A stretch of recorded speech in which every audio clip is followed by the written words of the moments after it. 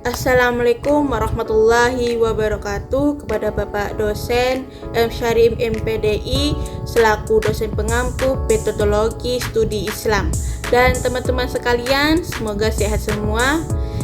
Perkenalkan, nama saya Siti Fatimah Rahmatunisa dari Prodi Pendidikan Agama Islam semester 2. Dan pada kesempatan kali ini saya akan menjawab pertanyaan soal ujian tengah semester. Dan di sini ada 2 soal ujian tengah semester. Yang pertama, menjelaskan Islam bisa ditinjau dari aspek hukum-hukumnya, baik hukum dalam ibadah, muamalah, munaqah, jinayah, dan sinayah. Dan jelaskan apa yang dimaksud dari masing-masing aspek hukum tersebut. Soal kedua yaitu Islam juga bisa ditinjau dari aspek tasawuf atau astisisme. Jelaskan pengertian tasawuf dalam Islam dan buatlah perbandingan dengan aspek astisisme dalam agama Islam lain, misalnya dengan agama Kristen atau Buddha. Dan saya akan memilih soal nomor 2 yaitu Islam juga bisa ditinjau dari aspek tasawuf atau astisisme. Jelaskan pengertian tasawuf dalam Islam dan buatlah perbandingan dengan aspek astisisme dalam agama lain, misalnya dengan agama Kristen dan Buddha. Baik, saya akan jelaskan pengertian aspek tasawuf dan astisisme. Tasawuf dalam Islam merujuk pada aspek spiritual yang menekankan kedekatan Allah melalui praktik ibadah yang mendalam, mengendalikan diri, dan membersihkan hati. Sementara itu, astisisme dalam agama lain seperti Kristen dan Buddha juga menekankan kendalian diri dan penolakan terhadap kenikmatan duniawi, tetapi dengan pendekatan dan tujuan yang berbeda, seperti pencarian keselamatan atau pencerahan.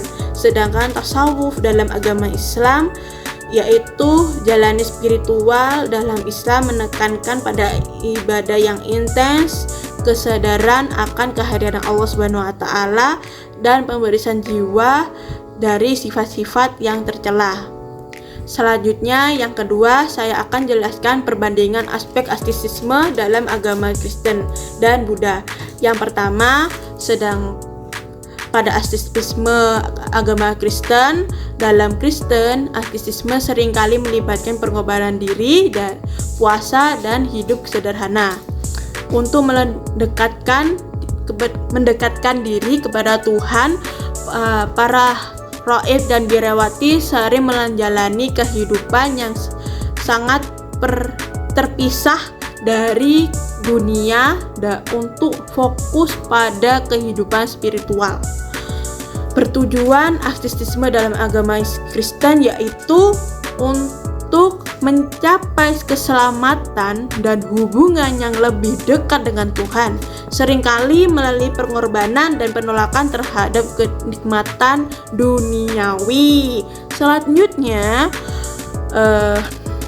yang kedua, pada astisisme agama Buddha, penolakan terhadap kenikmatan duniawi, praktek seperti meditasi dan puasa adalah bagian penting dari pencerahan bertujuan untuk mencapai nirvana.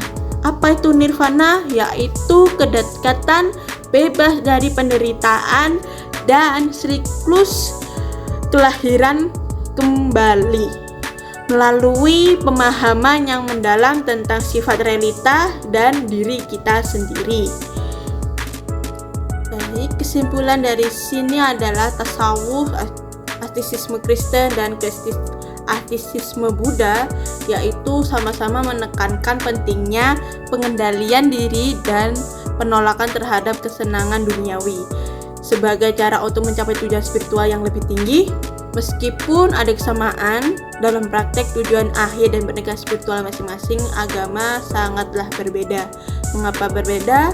Ya, dalam tasawuf berfokus pada hubungan langsung dengan Allah Subhanahu wa taala, sedangkan astisisme Kristen berfokus pada keselamatan dan astisisme Buddha berfokus pada pencerahan.